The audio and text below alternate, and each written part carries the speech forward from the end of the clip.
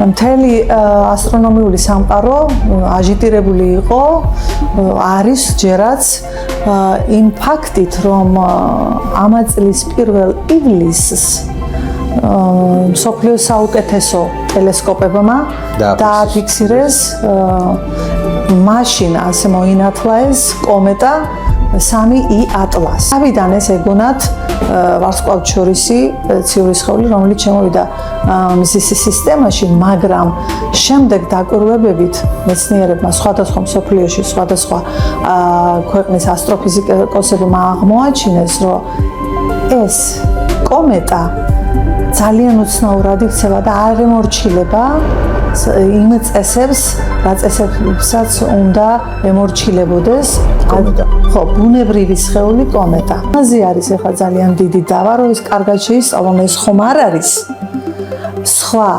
ცივილიზაციებიდან ჩვენზე დასაკვირვებლად, ასე ვთქვათ, გამოგზავნილი გარკვეული ციური სხეული.